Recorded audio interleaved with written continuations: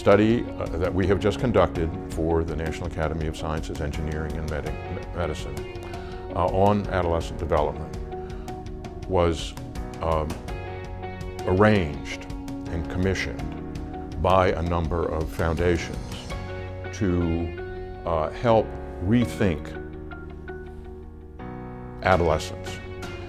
and to understand how the developing science of adolescence changes the narrative about adolescence. I think many of us who have been parents or been adolescents and are aware that often adolescence is thought about as a period of risk and conflict, and that for many parents you just hear, when am I going to get through this? How old is your child? If your child is 13, oh my, you have a lot to deal with. So there is this attitude that the most important thing about adolescence is it's a bridge between childhood and adulthood that you just basically have to keep your fingers crossed. However, we think that we really ought to be thinking about adolescence as a period of opportunity and not so much as vulnerability and risk, because once you understand the science, there are so many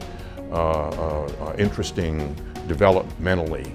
interesting things that are happening as the brain changes. And it's changing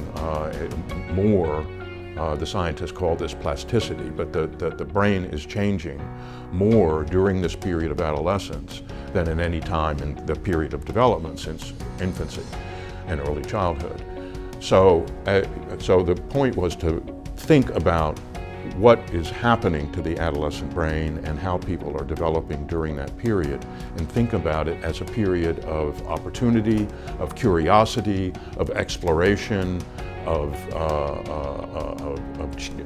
looking for challenges, exploring the world, many things that we think are kind of exciting aspects of development and that have tremendous importance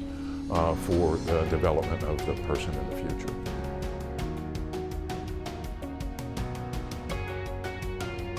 Well, an developmentally informed social policy is what we're trying to think about. If you understand what is happening during adolescence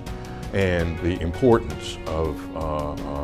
successful adolescent development for the future of the person and for all adolescents for the future of society, it's very important to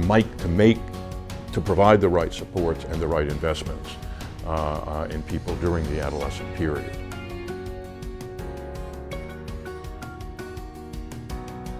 Unfortunately, not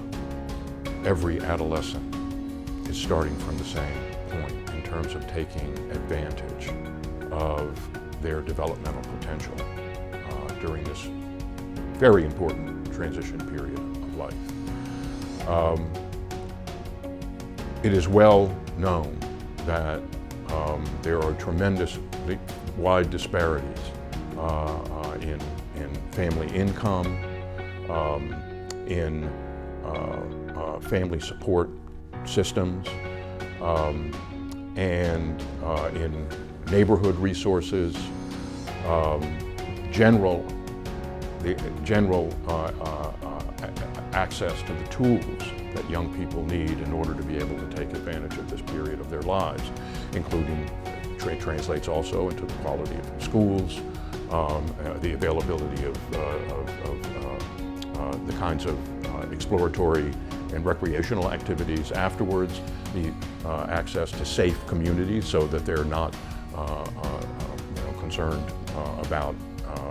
violence. If you just think about the differences in the environments that people live in terms of family supports, community supports, there's just wide disparities that are increasing in our country, and those clearly affect how successfully people develop in their lives, and particularly during this very important period.